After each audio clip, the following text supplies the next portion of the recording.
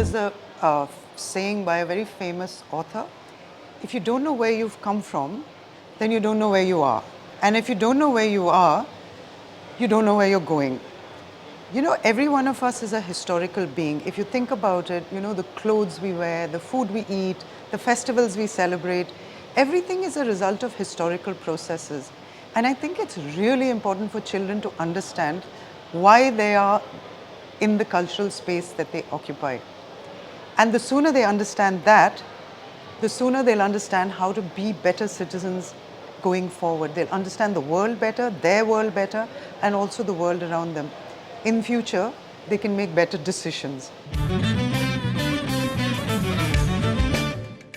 You can never start early enough.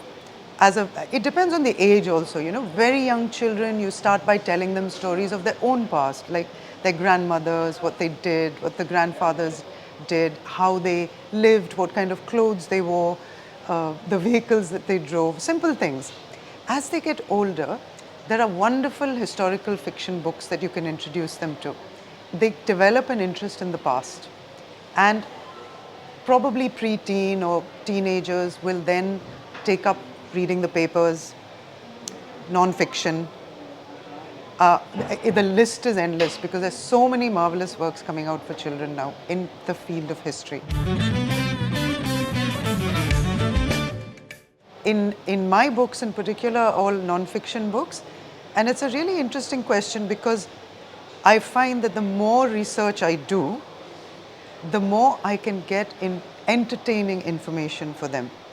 So in my case, my writing process is very simple. It's based on a whole lot of research.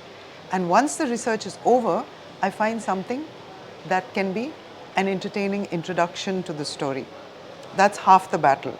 The rest of it is keeping it as brief and as the term I would use is non-textbooky, because children have this fear that history is going to be really dull and it's full of kings and queens and irrelevant information about dates. So I try my best to avoid any of that, because after all, they picked up my books voluntarily.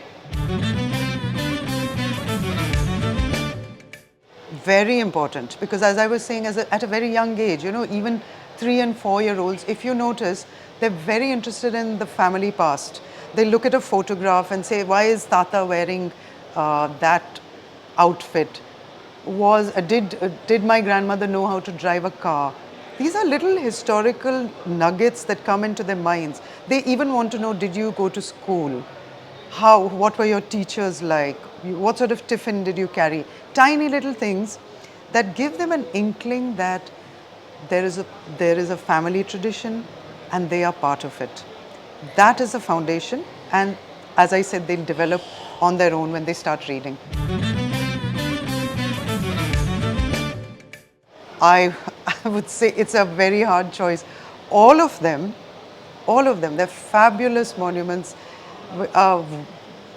We have such a rich culture, from Ajanta and Ellora to the very famous ones like the Taj Mahal, to Hampi, to Badami, Aihole.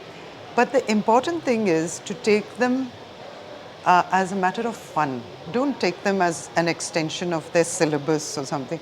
Give them some context. For instance, if you go to Ajanta or Ellora, you tell them the importance of those caves, why they were so exciting. There were 6 centuries of beautiful paintings and carvings and socio-cultural background that went into those carvings.